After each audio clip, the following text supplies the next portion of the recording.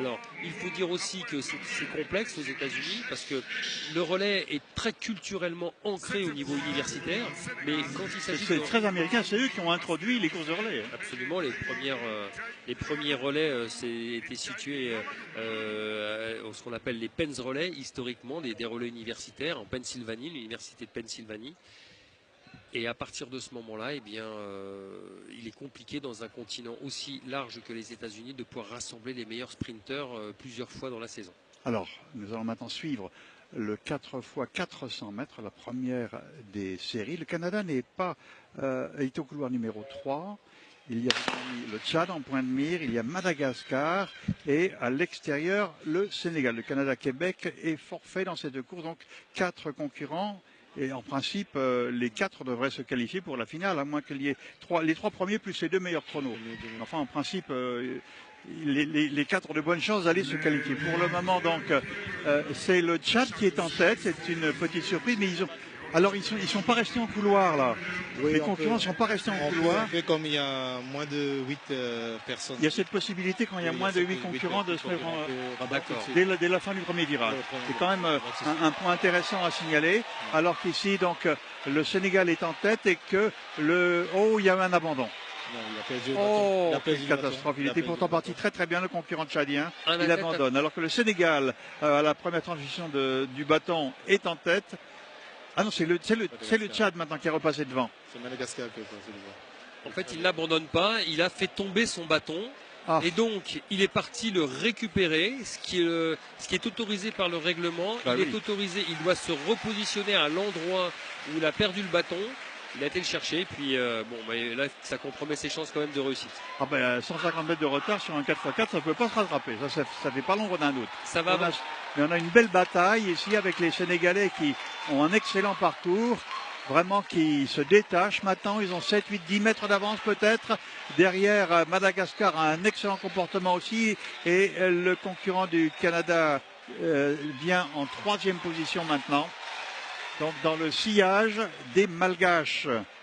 Mais le Sénégal est loin devant maintenant. Ils ont fait le trou, fait le break, comme on dit en tennis. Les Sénégalais, donc, qui ont eux aussi une bonne tradition dans les sprints et même dans les 400 mètres, plutôt dans les haies, vous allez me dire, Eric, mais quand même aux 400 mètres aussi.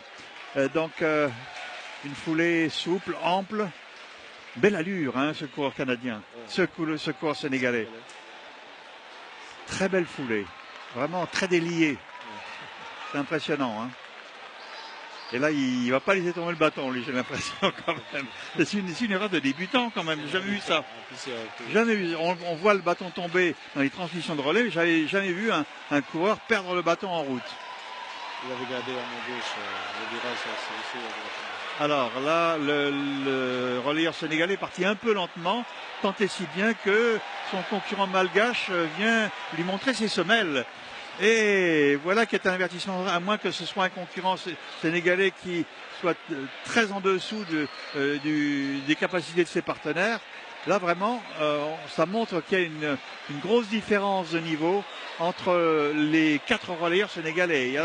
Il y en a un qui a vraiment été très très en dessous des autres et ce dernier passage de bâton va coûter la médaille d'or au Sénégal qui paraissait pourtant bien parti pour l'emporter. Maintenant ici, ce sont les Malgaches qui sont à la lutte avec le Canada qui va finir par l'emporter dans les ultimes foulées. Mais belle médaille pour les Malgaches ici donc. Non pas la médaille mais la 2e place, pardon. Ah oui, je m'emportais, l'enthousiasme de la course me faisait m'emporter. En fait, la 2e place et non pas la médaille. Bien entendu, les 3 premiers sont qualifiés. Le 4e ayant perdu le bâton risque, évidemment, c'est pas un risque, c'est la certitude d'être éliminé quant à lui. Alors en réalité il ne sera pas éliminé, mais par contre il ne sera pas classé. Il n'ira pas en finale, je veux dire. Ce qui va faire quelque part comment dirais-je, qui va avantager un peu les Français, puisque les Français, je crois, par rapport, ils étaient 9 ou 10 équipes qualifiées de mémoire. Oui. Et deux équipes étaient censées être éliminées. Oui. Être éliminées. Donc là, dans ces conditions, en fait, le Tchad Et les Malgaches m'ont fait une belle surprise. Hein. Je ne m'attendais pas à les voir se distinguer ainsi. Par contre, le Sénégal m'a quelque peu déçu.